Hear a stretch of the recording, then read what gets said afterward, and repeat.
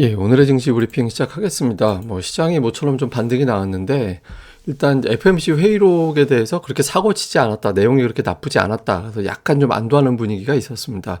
FMC 의사록 내용을 정리해보면, 인플레이션 목표까지 정책 유지한다. 이건 사실상 연내 금리 인하에 못을 박는, 이제 하지 않을 것이다라는 쪽으로 힘을 실어주는 그런 내용이 됐죠. 그리고 또 하나는 대부분 0.25%포인트 인상을 지지했고, 일부 0.5%포인트가 이제 주장이 나왔다라는 얘기인데, 이거 두 명 누군지 특정되잖아요. 로레타 메스터하고 제임스 블러드. 근데 두 사람은 올해 투표권이 없는 사람들이죠. 그래서 좀 0.5%포인트를 올릴 가능성은 그렇게 높아 보이진 않는다가 있었고, 경기에 대해서는 좀 엇갈렸습니다. 일부는 침체 위험이 커졌다라고 보는 사람들도 있고, 반면에 이제 연착륙이 가능할 것 같다, 이렇게 보는 시각이 있었거든요. 근데 이제 침체 위험 쪽보다는 연착륙 가능하다라고도 보는 시각이 있구나, 이 점에 조금 무게를 두는 이제 그런 상황이었고요. 그리고 이제 노동시장이 타이트하다라는 점은 부담이지만, 임대료 하락은 올해 하반기부터 반영이 될 거다. 그러니까 상반기까지 조금 인플레이션이 덜 잡히긴 하겠지만 하반기에는 잡힐 수도 있겠구나. 그러니까 이렇게 해석되는 거예요. 사실 모든 내용들이 나쁜 거 좋은 거 섞였는데, 일단 우리나라 투자자들은 좀 좋은 쪽으로 좀 해석을 하는, 그동안 이제 나쁜 쪽으로 반영을 했으니까 이건 일단 이제 중립보다 조금 괜찮은 쪽으로 이제 반영이 됐고요. 이 회의 이후에 미국에서는 굉장히 부정적인 의견이 많았습니다. 그러니까 BMO 소속의 분석가는 소수의 0.5%포인트 인상 의견이 있다라는 걸 주목해야 된다. 긴축이 세질 수도 있다라는 주장을 했고, 포렉스닷컴도 거의 비슷합니다. 그러니까 피복 기대감은 거의 없어졌다라는 거고, LPL 파이낸셜에서도 0.5%포인트가 현실이 될 가능성이 있다. 그래서 인플레이션 추이에 따라서 결정이 될 거다라는 거고, 그 마크 헤셋이라는 분석가는 연초 상승은 그저 기관의 쇼커버 때문이다. 최근에 기관은 팔고 있고 외국 개인들이 매수하고 있는 상태라서 지수가 올라갈 수 있을지 의문이다, 이런 취지로 얘기를 했거든요. 근데 미국은 저렇지만 어쨌든 투자자들은 FMC 의사록 때문에 한 번 더 빠질지도 몰라, 이렇게 걱정을 했는데 내용이 생각보다는 세지 않았기 때문에 좀 안도를 하는, 그런 분위기였습니다. 근데 그렇다고 해서 시장이 올라갈 재료는 아니었잖아요. 시장을 올라갈 수 있도록 만들어낸 거는 엔비디아 효과였죠. 엔비디아가 오늘 마감하고 나서 실적을 공개했는데 예상치를 상회했고, 시간에도 주가가 거의 9% 가까이 급등을 했잖아요. 그러면서 오늘 하이닉스를 끌어올렸는데, 이거와 별개로 또 오늘 외신에서, 로이터에서 어떤 기사가 나온 게 있냐면, 반도체가 지금은 어려운데 회복 조짐이 있고 하반기에는 회복이 될 것으로 기대를 한다, 이런 내용들이 어떤 보도가 나왔거든요. 그래서 이제 반도체가 하반기 회복된다라면 주가는 6개월 선반영하니까 지금부터 반응하지 않을까? 그러니까 이런 기대감을 자극을 했고요. 그 다음에 이제 우리나라에서 금통위가 열렸는데 상당 기간 유지한다. 근데 사실 장기간 금리 동결한다라는 것 자체는 조금 이제 해석되기에 따라 좀 다른데, 오늘 외신에선 그렇게 보더라고요. 한국의 금리 인상이 사실상 종료된 걸로 보는 시각이 있다. 그러니까 이제 금리 인상이 끝났다라는 식으로 해석하는 측면이 좀 있었습니다. 그러면서 이제 올해 성장과 물가 전망치를 0.1%포인트씩 하향을 했잖아요. 성장률 낮춘 것도 좀 부담되긴 하지만 한편으로는 물가를 낮췄거든요. 그러니까 물가가 예상했던 것보다 조금 더 낮게 잡았다라는 거는 금리를 굳이 안 올려도 되겠구나. 그럼 현재 상태에서는 인플레이션 쪽보다는 조금 경기 쪽, 경기 회복 쪽에 무게를 둘 수 있겠다, 이런 점은 조금 안도감을 줬죠. 그러니까 사실 다 해석하기 나름인데, 이제 오늘은 좀 어제 많이 빠져서 그런지 몰라도 웬만하면 좀 좋게 해석하려고 하는 그런 모습들이 있었던 것 같습니다. 근데 이 중에서 제일 영향이 컸던 거는 엔비디아 그리고 하이닉스가 상승하는 이유, 요걸로 이제 오늘 시장의 반을 해결했다, 이렇게 보면 될 것 같습니다. 자, 수급에서는 어제 외국인들이 양시장 되게 많이 팔았는데, 오늘은 거의 매수 매도라고 잡기가 좀 애매했죠. 그리고 오늘은 사실상 어제와는 반대로 선물을 또 많이 사면서 이제 바꿨죠. 제가 어저께 선물 매매 보여드리면서 외국인 투자자들이 특정한 범위 안에서만 매수 매도가 반복이 돼서 추가적인 매도 여력이 그렇게 커 보이진 않는다라고 말씀드렸잖아요. 그래서 오늘 바로 또 선물을 샀는데, 이렇게 말 바꾸면 선물 매수 여력은 또 엄청나게 큰 건 아니거든요. 한 10,000계약 정도는 될까요? 그러니까 한 번 정도는 더 올릴 수는 있는데, 그 이후는 또 이제 아랫방향으로 때릴 수 있어서 계속 오락가락하는, 이제 변동성을 좀 이용을 하려는 그런 움직임이 있는 것 같습니다.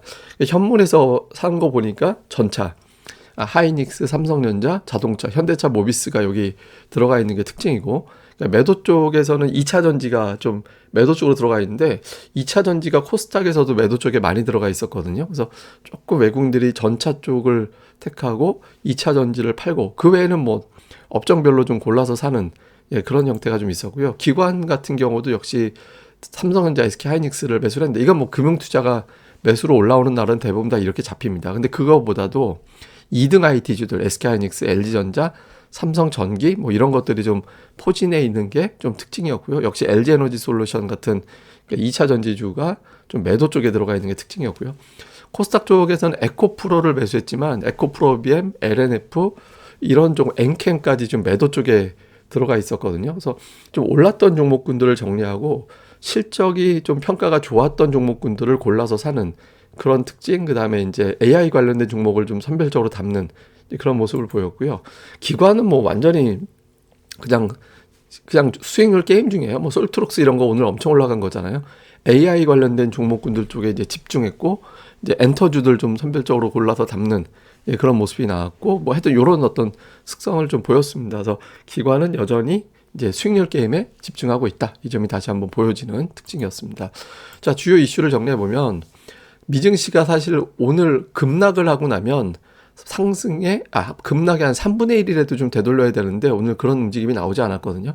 근데 오늘 이제 엔비디아 효과가 이제 장중까지 그게 연결이 될 수 있겠느냐. 그러니까 오늘 이제 엔비디아의 어떤 움직임이 상당히 중요합니다. 그게 이제 나스닥을 이제 선물만 올려놓고 정작 정규 시장에서는 못 올라갈 수도 있는 거잖아요. 그래서 저 효과가 올라가는 효과가 나와줘야지. 안 그러면 오늘 하이닉스 올라간 것도 되돌릴 수도 있거든요. 그래서 어느 정도 되는지. 그 다음에 이제 연초 미국 시장의 상승은 그저 숏커버일 뿐이다. 이런 어떤 주장이 있거든요. 그러니까 이거를 뒤집기 위해서는 오늘 S&P 500 지수가 51선에서 딱 맞고 반등 이제 낙폭을 줄였었거든요. 그래서 오늘 그 이상 좀 넉넉하게 양봉으로 올려놔줘야 51선까지 빠졌으면 이제 다 빠진 거야. 이런 정서가 나올 수 있거든요. 그러니까 그리고 쇼커버가 아니라 그냥 매수세도 있다. 그러니까 이걸 또 확인해 줄 수 있어서 요것도 좀 중요한 것 같고요. 그 다음에 이제 환율이 제가 1320원 정도가 피크일 것 같다라고 말씀을 드렸었잖아요. 그래서 1310원 정도 언저리에서 이제 일단 밀려서 내려오긴 했는데 환율이 여기서 확실하게 꺾어서 내려가 주지 않으면 증시는 계속 치고받고밖에 안 되거든요. 그래서 1300원대 요번 본 거를 끝으로 좀 밑으로 내려가 주는 흐름이 나와줘야겠죠. 그래서 그림이 나와야 이제 또 대형주 수급이 좀 개선될 수 있거든요. 근데 아직까지는 뭐 ADR도 낮아진 건 아니라서 좀 치고받고 할 가능성이 있다라는 점도 생각을 해봐야 될 것 같습니다. 오늘 특징은 뭐 대형 IT, 뭐 LG전자 이런 것도 많이 올랐잖아요. 그다음에 보험주, 그다음에 자동차주가 좀 오늘 부품주들을 포함해서 좀 올라갔고 AI 관련된 종목이 이제 엔비디아 영향으로 좀 올라가는 그런 특성이 좀 있었습니다. 다음에 이제 오늘 제가 준비한 건 예전에 한번 보여드렸던 차트인데 그러니까 원래 2월이 좀 이랬거든요. 2월에서는 15일을 기점으로 15일 이전까지는 좀 올라가다가 15일 이후부터는 전체적으로 미증시가 좀 흘러내려가는 그런 특성이 있었거든요. 그러니까 지금 보면 전형적인 2월의 특징이에요. 그러면 이제 3월에는 어떻게 될 거냐. 이게 미국 다우지수 월별 표거든요. 그러니까 2월은 확률적으로 내려가는 확률이 더 많았고 3, 4월은 또 올라가는 확률이 높았거든요. 이것만 놓고 보면 3월 초까지만 좀 고전하면 좀 미증시도 좀 회복될 가능성이 있는데 좀 일정이 만만치 않아서 어쨌든 한동안은 좀 변동성이 이어질 가능성이 높다. 근데 과거 통계적으로는 2월은 이제 초반 좋다가 후반부에 밀렸고 전체적으로는 밀리고 3, 4월은 괜찮은 흐름을 보인 게 특징이라서 뭐 미증시 하락에 대해서 새삼스럽게 이제 화들짝 놀라기보다는 그냥 그러려니 하는 것도 좀 이렇게 봐야 될 것 같습니다. 근데 어쨌든 지금은 그냥 변동성, 방향성보다는 이제 변동성이 크다라는 점도 우리가 감안을 해야 될 것 같습니다. 뭐 또 추가적인 내용은 제가 또 계속 방송을 준비해서 말씀을 드릴 거고요. 그리고 오늘 또 레전드님하고 잠깐 얘기를 했는데 강동 토크를 조만간 하기로 했거든요. 그래서 이제 둘이 만나서 토크하는 버전을 하나 하고 그다음에 또 하나는 이제 제가 유튜브 방송하면서 전화 연결하는 식으로도 한번 해보자라고 이제 이야기는 했는데 그것도 이제 레전드님 사정에 따라서 또 맞춰야 되는 거니까 제가 그건 한 번 더 의논을 해봐서 좀 되는 대로 좀 말씀을 드리겠습니다. 그리고 고릴라 리서치를 제가 또 시즌 2, 그러니까 업그레이드하는 시즌 2를 또 준비하고 있거든요. 그래서 좀 카페 많이 오셔서 내용도 좋은 컨텐츠들 많이 올릴 거니까 많이 봐주시고 제가 또 여기 면 오늘 출연한 방송도 올려놓은 거 있잖아요. 그래서 오늘 제가 목요일마다 방송 출연하죠. 그래서 올려진 것도 있을 거 하니까 여러 자료들도 많이 봐주시고 가입 안내도 또 많이들 봐주셨으면 좋겠습니다. 예, 그럼 감사합니다. 전 다음에 뵙겠습니다. 그리고 좀 부탁드리지만 이 방송 구독하기 하고 좋아요, 예, 좋아요는 꼭 좀 부탁드립니다. 그래야 이제 많이 노출이 된다고 그래서 좀 다른 건 몰라도 좋아요는 꼭 좀 부탁드리겠습니다. 예, 감사합니다. 다음에 뵙겠습니다.